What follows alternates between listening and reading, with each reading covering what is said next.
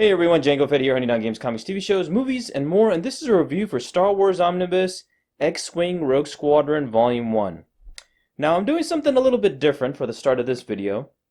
Don't worry, I'm going to get to the usual format. But for this, I wanted to start off a little different because this is the first ever Dark Horse Omnibus that came out back in, I'm going to say 2006. They did a few things differently that every other omnibus afterwards has not done. So this one's a little bit special. So I'm going to take a quick preview, show you guys this little omnibus book, and then we'll get to the review. So let's open this. I know this is a very rough condition. This is actually really hard to find, but this is the best I could do. This I bought years ago, but even back then it was still kind of expensive. But this is the best I can do. Pretty rough condition as you can see. But I'm going to start it off by opening this and showing you guys. This is kind of the intro. I don't need to read that. But on the left, we kind of have a design to the X-Wing, which is really cool. Really cool stuff. And then it goes into the comic itself. The different stories, as you can expect. But in the end, it actually has the X-Wing Rogue Squadron Handbook. So the handbook is in here.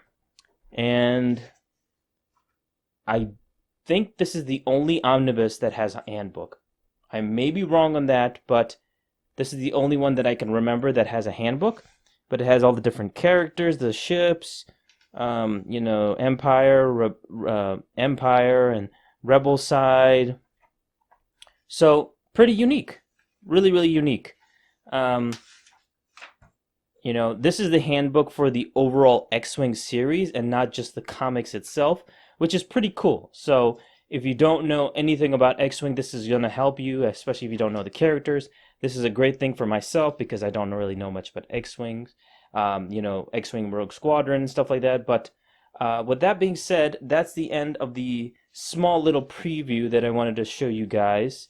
Overall it was just the ship design in the beginning, and then it was the handbook at the end, and then in the middle is all of the fun little comic stuff. So with that being said, let's get on with the rest of the review. Alright, back to our regular format. So this omnibus only contains 3 stories in the X-Wing Rogue Squadron Handbook, which is quite short and possibly one of the smallest of the Dark Horse omnibus books, but I won't say it is the smallest. I think there's other ones that are, smaller in comparison, but it's still quite small for what it contains for an omnibus. So you get X-Wing Rogue Leader 1 to 3, X-Wing Rogue Squadron 1 through 8, which includes the Rebel Opposition and the Phantom Affair story arcs, and of course, the handbook. And I have to say this disclaimer that this is a non-spoiler review for this omnibus, so just to let everyone know. Let us start with X-Wing Rogue Leader. The story is written by Hayden Blackman and drawn by Thomas Giarlo, and came out back in 2005. The story is set 4 years after the Battle of Yavin and shortly after the Battle of Endor, and stars Ten, Tycho Telko, Wes Jansen, Wedge, and Luke Skywalker as they form the new Rogue Squadron at the time and relax on Corellia until Imperials attack out of nowhere and they must deal with that threat. Now, believe it or not, this is actually the latest Legends Rogue Squadron story, be it in the Rebellion era. The story was very good and gets dark after the first issue, and let's just say throughout the Rogue Squadron series, you'll notice that Celeste are abused and beaten throughout. I don't get why they do that, but whatever. And of course, I'm going to like this story because Hayden Blackman's name is attached to it, and he just has a talent for writing great, if not very good Star Wars stories, and this is one of them.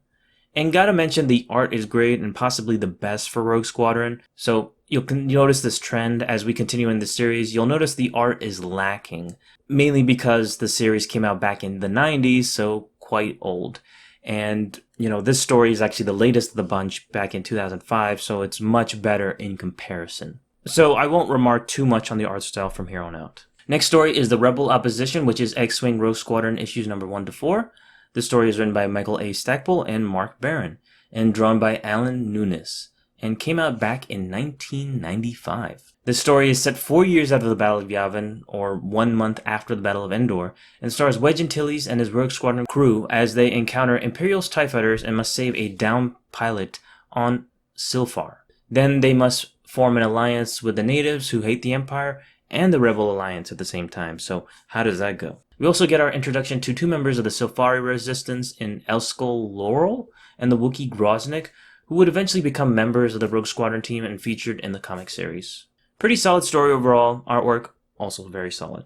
And the last story is The Phantom Affair, which is X-Wing Rogue Squadron issues number 5 through 8. This story is written by Michael A. Stackpole and Darko Makan and drawn by Edvin Bjokovic and came out in 1996. This story is set 4 years after the Battle of Yavin and 2 months after the Battle of Endor. After Wedge and the Rogues deal with the Imperials and head to Mirsled to acquire a cloaking device for the New Republic. But he is not the only negotiating party. Loka Hask, the man who killed Wedge's parents and is representing the Imperials, also wants the device too. Also, there is a ghostly Jedi Phantom figure that appears randomly that makes things complicated. You get some pretty important backstory into Loka Hask, Wedge, and even Elskol too. And you have this Phantom who looks very familiar. I can't quite place it. I think the story was just a bit more complicated than it needed to be, but it was okay. And it's just also nice seeing some other characters in the novel series also make small appearances here and there as well. Pretty good start to the Rogue Squadron series, I must say, overall. And I like the addition of Rogue Leader 2. I mean, it makes sense it being placed first considering the timeline. So I am giving the X-Wing Rogue Squadron Omnibus Volume 1 a...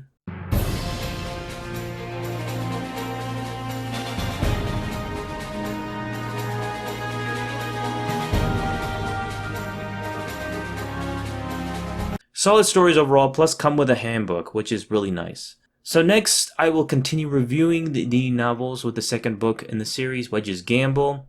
So don't forget to please like this video, comment down below, let me know what you think of this omnibus if you've read it in the comment section below, and subscribe to my channel Django Fett if you haven't already, and I'll see you guys on the next Rogue Squadron review. Peace.